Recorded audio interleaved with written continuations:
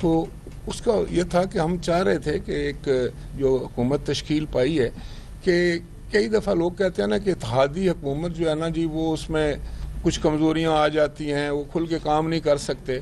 तो एक अच्छी बात थी, एक अच्छी रवायत थी कि ठीक है हमने हुकूमत बनवाई है, हुकूमत में साथ हैं और आप अपनी हुकूमत चलाइए, हम आईनी ओहदे रखेंगे ये तासुर देने के लिए कि हम आपके साथ हैं, लेकिन जो आपके डे टू डे मामलात हैं वो आप खुद करें। जैसे चेयरमैन सेनेट का इजाफा, फिर डिप्टी चेयरमैन सेनेट का, डिप्टी स्पीकर भी आ गए, आईनी ओहदे जैसे मैंने कहा। जी अफजाल साहब। अच्छा सर, काइंडली बताइएगा कि चूंकि राय साहब आप माशाल्लाह पुराने सदर हैं पंजाब के भी, ऑब्वियसली जब आपको जिम्मेदारी मिली स्पीकर की और आप क्या मुकाम बन गए राणा साहब, इस सारी सूरत में अगर बेहतर नहीं था कि तंजीम साहब पहले होती तो शायद नताइज कुछ और निकलते हैं हालिया इलेक्शन की वजह से। देखिए तंजीम साजी पहले भी हुई थी, वो मेरे ख्याल है उसको तो अब 4 साल हो गए, ज़्यादा हो गए। तो तंजीम साजी तो मैं समझता हूँ कि हर 3 साल के बाद होनी चाहिए और उसका रिव्यू जो है वो हर साल होना चाहिए। अब जो हम चाहेंगे कि हम परफॉर्मेंस बेस्ड जो है वो ओहदे देंगे, इंशाल्लाह ताला जो अच्छा परफॉर्म होगा वो कंटिन्यू कर सकते हैं। राजा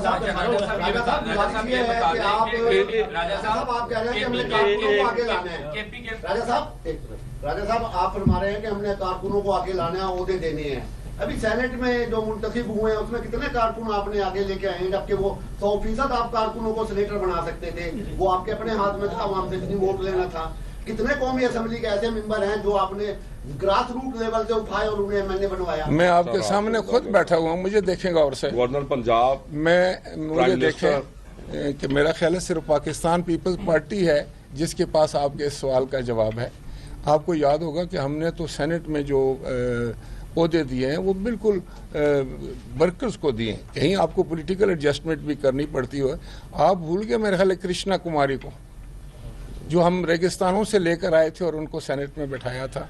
फिर आप देखें आपके अपने शहर में ये जो, अगर आप बात करते हैं, आप मेरी बात करें, मैं एक ग्रास रूट का वर्कर हूँ, मैं एक यूनियन काउंसिल लेवल से मैंने पॉलिटिक्स शुरू की है और फिर मुझे पार्टी ने हर ओहदा पेश किया है और ये सिर्फ पार्टी कर सकती है और ये पाकिस्तान पीपल्स पार्टी कर सकती है। जो आपने कहा ना कि हम अपने वर्कर्स को आगे लाएंगे, वर्कर्स तो हमारे होते ही हैं ना, ये वर्कर्स तो आगे ही होते हैं। मैंने कहा था नौजवान लोगों को, कोई नया खून जो है उसको, मेरी भी ख्वाहिश होगी, मेरी उनसे गुजारिश भी होगी कि देखें अगर आपने पॉलिटिक्स करनी है, पाकिस्तान की पॉलिटिक्स करनी है और कानून और आइन के मुताबिक पॉलिटिक्स करनी है, पाकिस्तान खप्पे की पॉलिटिक्स करनी है, तो फिर आए, पाकिस्तान पीपल्स पार्टी का प्लेटफॉर्म आपके लिए हाजिर है और यहाँ आप ग्रूम भी होंगे। यहाँ आप किसी आप बात करते हैं ओहदों की, तो किसी भी ओहदे पर पहुँच सकते हैं। अगर मैं वज़ीर आज़म बन सकता हूँ, स्पीकर कौमी असम्बली बन सकता हूँ, सरदार सलीम हैदर साहब जो हैं वो गवर्नर बन सकते हैं और जनाब कुंडी साहब जो हैं वो गवर्नर केपी लग सकते हैं। तो ये सारे speaker Sindh assembly Anthony Ravir साहब, जी राणा साहब। पीटीआई की जो सियासी महाज के ऊपर सूरत हाल है तो माफी तलाफी की बात हो रही है, क्या आप समझते हैं कि जो सियासी दर्जा हालत बहुत हाई है उसको कम होना चाहिए, जिस तरह आप फरमा रहे हैं कि हम कानून के अंदर रह के, आइन के अंदर रह के? आपने बड़ी अच्छी बात की है, ये तनाव ख़त्म होना चाहिए, कम भी होना चाहिए और ख़त्म होना चाहिए। देखें ये सियासत का मकसद ये तो नहीं है कि हम एक दूसरे के साथ उलझे रहें, सियासत का मकसद ये भी नहीं है कि हम एक दूसरे को नीचा दिखाते रहें। असल मकसद तो ये है कि इस अवामी मैंडेट या मकबूलियत या पॉपुलैरिटी या जो डेमोक्रेटिक इंस्टीट्यूशन में जाकर आपने मुल्क के लिए कुछ करना है ना जी।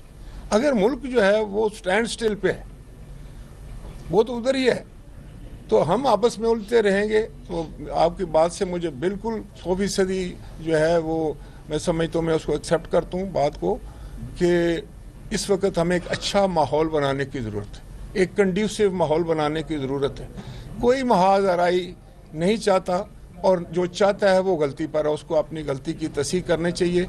महाज आराई से कुछ नहीं मिलता बल्कि नुकसान होता है, महाज आराई करने वाले का भी और मुल्क का भी।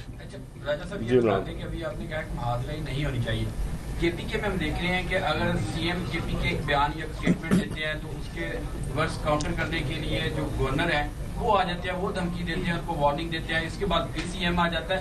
एक तरफ आप कह रहे हैं महाजराई नहीं होनी चाहिए, लेकिन अभी तक ऐसा लग रहा है कि आपने अपनी जो लीडरशिप है वहाँ पे उनको कोई हिदायतनामा जारी नहीं किया कि आप ही स्टेप बैक हो जाए, आप ऑन फायर ना हो, ताकि मामला जो है थोड़ा सा सुलझाया जा सके। मेरा ख्याल है कि गवर्नर केपी के मैं भी गया था उनकी हल्फबरदारी में, तो दूसरे दिन जो उनके बयानात मैंने देखे वो तो बहुत अच्छे थे। उन्होंने कहा कि हम सारे मिलकर अपने सूबे के अवाम की खिदमत करेंगे, सूबे की तरक्की के लिए काम करेंगे, और जो कुछ मैं कर सकता हूँ मैं करूँगा। मैं खुद जाने के लिए तैयार हूँ गवर्नमेंट के पास, और हमारी गवर्नमेंट है, जब गवर्नमेंट फार्म हो जाती है तो वो सूबे की गवर्नमेंट होती है। तो महाजराई आप मुझे ठीक कहते हैं, अगर किसी ने कोई ऐसी बात भी की है तो मैं समझता हूँ नहीं होनी चाहिए। ना सीएम साहब को इस तरह की महाजराई करनी चाहिए, ना ऐसा माहौल क्रिएट करना चाहिए। और देखें अब कल जिस वक्त पंजाब के गवर्नर साहब जो है वो हलफ ले रहे थे, तो हमारे पंजाब की सीएम साहिबा भी वहाँ पर मौजूद थी मोहतरमा, तो बड़ा अच्छा जेस्चर गया ना जी। अच्छा राजा साहब ये बताइएगा कि इस वक्त पंजाब में जो शराकतदारी है नून लीग और पीपल्स पार्टी के दरमियान एक पावर शेयरिंग फार्मूला है जो कि हमेशा तो ये था कि हम चाह रहे थे कि एक जो हुकूमत तश्कील पाई है, कि कई दफ़ा लोग कहते हैं ना कि इत्तेहादी हुकूमत जो है ना जी वो उसमें कुछ कमज़ोरियाँ आ जाती हैं, वो खुल के काम नहीं कर सकते। तो एक अच्छी बात थी, एक अच्छी रवायत थी कि ठीक है हमने हुकूमत बनवाई है, हुकूमत में साथ हैं और आप अपनी हुकूमत चलाइए, हम आईनी ओहदे रखेंगे ये तासुर देने के लिए कि हम आपके साथ हैं, लेकिन जो आपके डे टू डे मामलात हैं वो आप खुद करें। जैसे चेयरमैन सेनेट का इजाफा, फिर डिप्टी चेयरमैन सेनेट का, डिप्टी स्पीकर भी आ गए, आईनी ओहदे जैसे मैंने कहा। जी अफजाल साहब। अच्छा सर, काइंडली ये बताइएगा कि चूंकि राय साहब आप तो माशाल्लाह पुराने सदर हैं पंजाब के भी, ऑब्वियसली जब आपको जिम्मेदारी मिली स्पीकर की और आप काम बन गए राणा साहब, इस सारी सूरत में अगर बेहतर नहीं था कि तंजीम साहब पहले हुई थी तो शायद नताइज कुछ और निकलते हैं हालिया इलेक्शन की वजह से। देखिए तंजीम साजी पहले भी हुई थी, मेरा ख्याल है कि उसको तो अब 4 साल हो गए, ज़्यादा हो गए। तो तंजीम साजी तो मैं समझता हूँ कि हर 3 साल के बाद होनी चाहिए और उसका रिव्यू जो है वो हर साल होना चाहिए। अब जो हम चाहेंगे कि हम परफॉर्मेंस बेस्ड जो है वो ओहदे देंगे इंशाअल्लाह ताला, जो अच्छा